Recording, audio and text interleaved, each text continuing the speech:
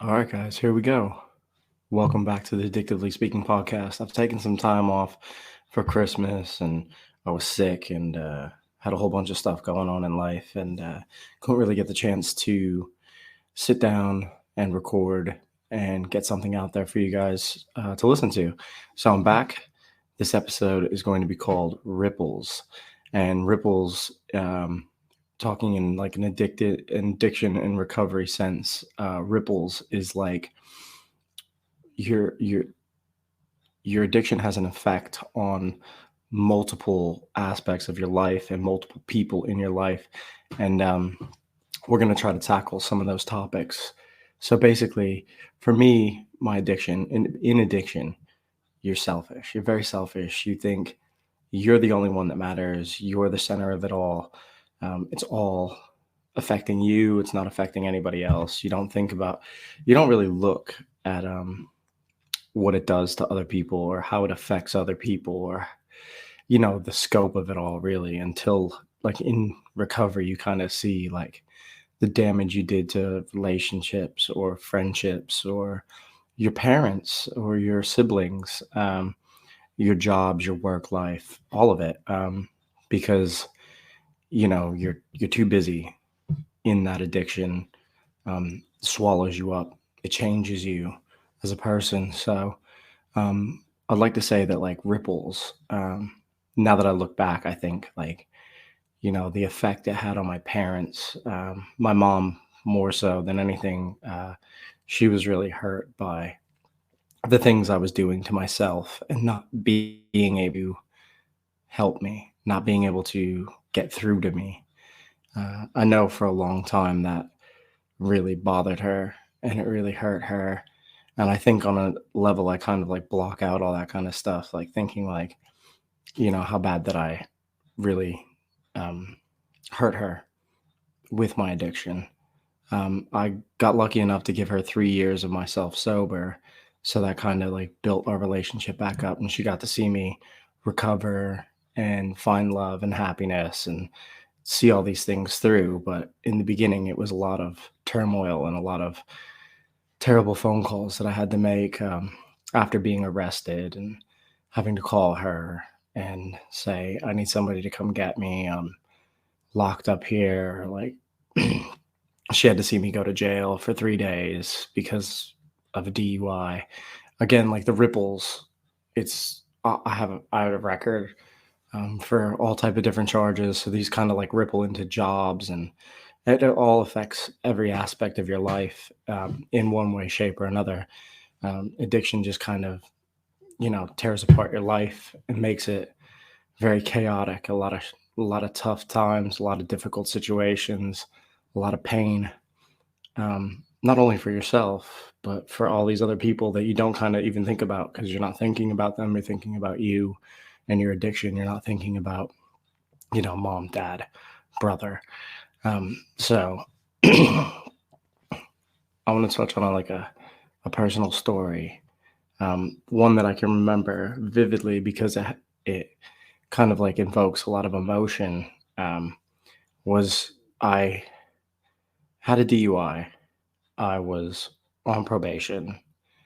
I was about 2 months away from being clean, getting out of the DUI and having all the charges dropped and everything. And I decided to go out and get hammered. It was October. I remember it vividly.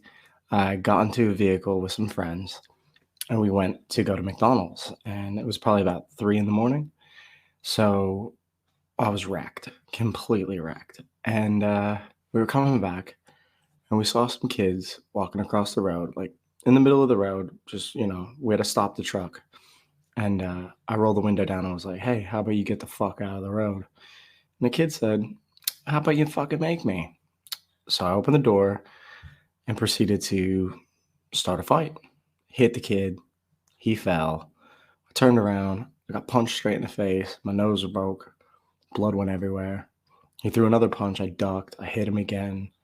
I hit him and started pounding him to the ground. I had to get pulled off by a friend and thrown into the truck. Now, once I was in the truck, I was literally just covered in blood. I was covered in so much blood. It was down to like my belly button. Just blood was everywhere. It looked like a murder scene, but I was the only one bleeding. Well, at least I only one that I knew was bleeding. I ended up going back home, not my mom's house, but like the house I was living in with some friends. And somebody decided to convince me that, yeah, let's go back out and fuck them up. So I got back in the truck and went back out to finish it. And I don't know what I thought was going to happen in that situation. Like maybe I would have killed somebody. I'm not really sure where this is going to go. Like, but I decided I was going to go back. And then the police came and I got arrested. I tell you that to tell you this. My brother was flying in that night from California to visit. So he lands and goes to my parents' house, and I'm out on an absolute fucking rampage. Um, so I ended up getting arrested, put in a cell overnight. They keep me there till about 5 in the morning, 6 in the morning, something like that. They handcuff me and they take me to Sunbury to a magistrate's office to, um, you know, plea or whatever's going to happen. Luckily, the Shamokin police have no idea that I'm on probation because I've clearly violated my probation and I would go directly to jail. But they didn't look. They didn't even check. I don't know how they missed it, but they did. Thank God they did. So I went to the magistrate, and the magistrate said, you can go home, $5,000 unsecured bail. You're gonna have a court date. You have to show up for it, right? So I got driven home. Obviously, I'm starting to sober up. It's about 8, 9 in the morning. And I remember getting to my parents' house and thinking, I don't want to go in there because they'll only drop me off at my parents' house. They won't drop me off anywhere else. I have to go to my parents' house because I've just been released on bail.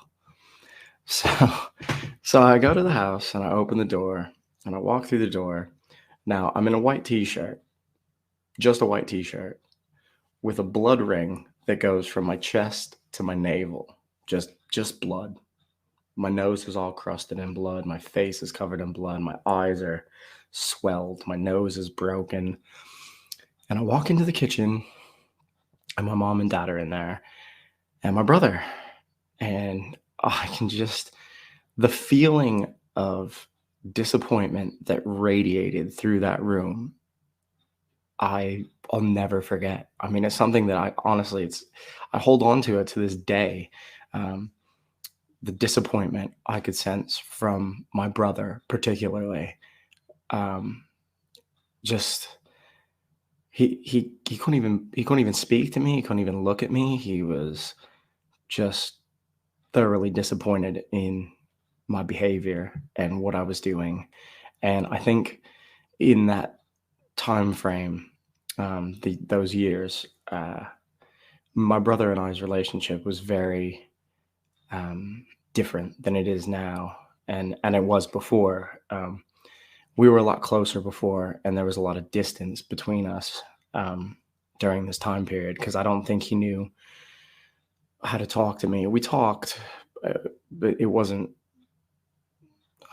I just don't think he knew how to deal with me.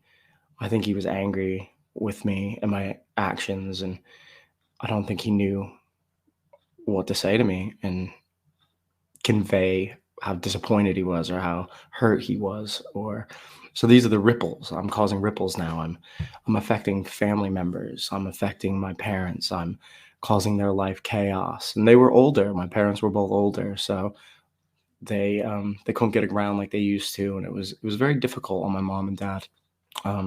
My dad had picked me up several times from police stations. When I got my DUI, my dad had to come at 6 in the morning because they wouldn't release me from the cell until I had a parent come get me. Because I had no vehicle. I had no way to get anywhere, and nobody would come get me. So my dad had to drive all the way down there, and it was a very quiet ride home. Not a lot was said. My dad really didn't have a lot of words. He didn't speak to me a lot about things, but I could sense he was hurt. He was sad. He was, he saw that I was damaging my life and that he couldn't do anything to help me. And my mom was the same. she always let me know that she loved me, and she gave me, money and things like that. She enabled me for a long time to continue this pattern of destructive behavior, but I know she did it because she loved me, and she just didn't know what else to do. And I think parents in those situations kind of are stuck with that dilemma. What do I do? Do I give up on this person, or what do I do? I love them unconditionally, but they are fucking up royally, and how can I help them? How can I change them? Um, and now the ripples that affected my jobs, well, I mean, started out pretty instantaneously. I traveled down a downward spiral after my best friend Ron passed away, and I was working at a pretty decent job for the area I lived in. I was working at Fleetwood Motorhomes, and I was making, I don't know, 12, $14 an hour or something like that. Something It was quite good for, my age and where I lived and all that kind of stuff. So, but obviously I started showing up drunk, uh, calling off because I was too drunk to come to work and just couldn't get out of bed. And yeah, it was just, you know, then that job went, file for unemployment. It was like a cycle. I filed for unemployment. I collect unemployment for a while because they fired me because I missed too many days or whatever. And in Pennsylvania, you can't do that, or you can collect unemployment or whatever. So I'd collect unemployment, get another job, do the same thing. It's like rinse, repeat. I'd go for a while, I'd be all right, and then I'd call off and go out drinking on a Thursday, too drunk to show up for work on a Friday, or show up drunk on Friday and yeah, have to leave, or yeah, whatever. I just constantly did this for I don't know, the better part of like 6 or 7 years, where I just went unemployment, job, unemployment, job, unemployment, job. But most of them were directly affected by the drinking, the consumption of alcohol. Um, I couldn't function. I had friends that would, you know, drink till 3 and go to work at 7, and I would just stay in bed, say fuck it, I'm not doing that. I'm not going to work. So I would just call off quite often, and just became a pattern where I would lose jobs and, you know, mess up that way. So that's affecting my work, steady income. I couldn't keep a job. I was living on my own, but then I'd be back at my parents because I couldn't afford to live on my own. And then I'd go back out when I'd get some more money. And then I'll just keep coming back and forth, um, because I was, drinking constantly and losing jobs. And, a lot of times my mom would just float me money so I could pay cell phone bills, electric bills, whatever. Sometimes I'd just save like $20 and just go buy booze just because I felt like shit about everything in my life. Absolutely everything. Um, so, and the friendship circles I was in were just as volatile as I was. So it almost fueled everything. Everybody that I was with was doing the same thing. They were partying too much, acting crazy, getting in trouble, wrecking cars. Like, that was my friendship circle. So obviously, the ripple effect for that is I was making poor decisions friendship wise. I was picking people to surround myself with that were just fueling that fire, and nobody said, hey, this is not good for anybody. Obviously, I do have good friends that I've made in those scenarios. My friend Cisco, I mean, we were like brothers, but we were absolutely volatile together. But we both changed our lives and went and did great things with our families and stuff like that. So yeah, it's good to see that people can come out of these things and change and make better decisions. and change their lives. Some of the other ripple effects are, you know, everything around you is chaos. So the ripple effect just it affects everything around you. The people you associate with, the friends you make, the pain you cause other people. I never thought about any of that. I never thought about the pain that I caused and the sadness that I must have put my parents through as they watched me just, you know, crash and burn. I know when I tried to commit suicide that my mom was beside herself. She was so upset because I don't think she ever thought that I would be somebody who would try to harm myself. But I was just trying to get some help and I didn't know what else to do other than to go to the extreme and do something crazy. But I did it because I was so drunk I didn't care. Um, so, yeah, just thinking about the stuff that you put other people through because addiction is quite a selfish thing. So you're very involved in yourself and you don't really think about the outside people that you affect. The moms, the dads, the brothers, the sisters. I mean, everybody, the grandparents, if you have kids, your kids, everybody gets affected by this. They hold some bit of trauma from it. Um, Luckily, I've built relationships back with my brother.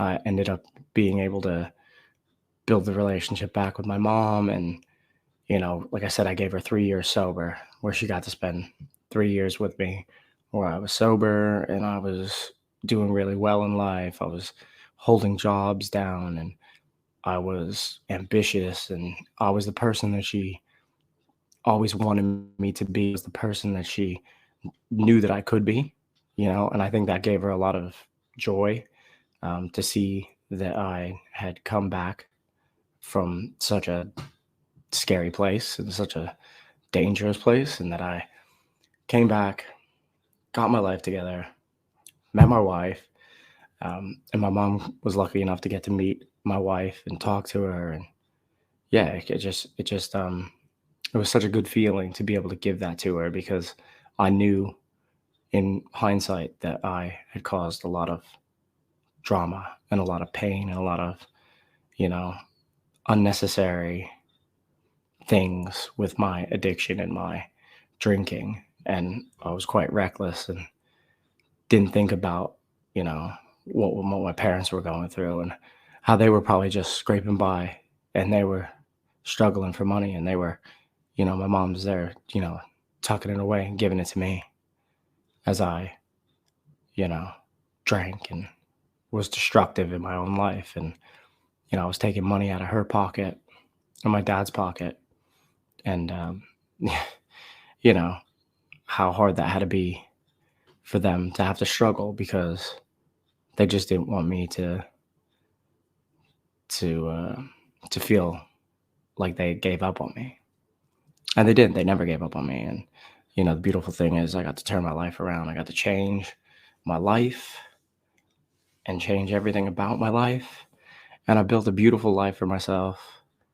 But now I get to look back and think about all the things that I've affected and try to like kind of now for me, I think, I did make all these ripple effects, but I can mend some of these things. I can fix the relationships. I can, you know, I gave my mom and dad 3 years sobriety.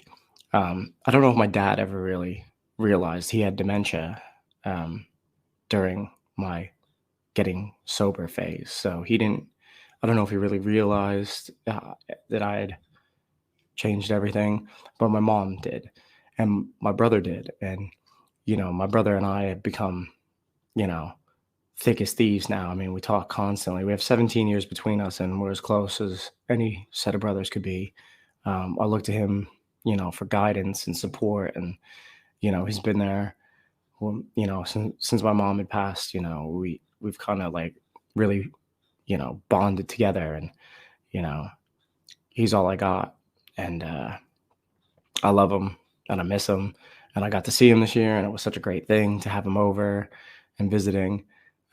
So yeah, so it's really great to be able to build those bonds back, and to kind of like give back, and repair and repent, and fix those things. Um, One thing I'd like to share before I'm done with this podcast, is I got it. You can't really see it. You can't really see it. I'm coming up on my 11 years, so that's my 11-year sobriety coin. I don't go to AA. I don't go to NA. I got this for myself because, they celebrate these small victories. It's like one day at a time. And I think that's great, because we have to celebrate the small victories, because they become huge victories in the end. All these little ones add up to these big ones. This is 11 years that I'm sober. So I'm very thankful for that. I'm coming up on 11 years on the 22nd of January, which is a very conflicting day for me, because it's my sobriety date, and it is the day that my mom has passed away. So it'll be 8 years since she passed away. So it's very, it's like a mixed emotion. It's like a jumble of emotions that I go through on the 22nd, because I have an amazing, sobriety thing that I have to sell, that I have to celebrate. I love to celebrate. And then there's this really triggering moment that the loss of a parent, does for somebody, especially somebody in addiction, with addiction issues and in recovery. It's a very triggering thing. So they kind of coincide. So it's kind of crazy to have to deal with. But yeah, it's great. And I'm very proud to be 11 years sober. And I'm just happy to share this podcast with you guys. And I hope you enjoy it. Listen, share, like, find my YouTube channel, subscribe. I want to bring more content. I'm trying new things this year. I just want to kind of expand and do some more things, and hopefully bring in some co-hosts or some other people to help me, drive these podcasts forward instead of just me speaking. It's tough to hear somebody speak for like 20 minutes about stuff. So yeah, I'm looking forward to the new year, 2023. Addictively Speaking podcast is going to continue. We're going to do different things. We're going to try different things. We're going to get different people on. So I look forward to sharing this stuff with you, man. And thanks.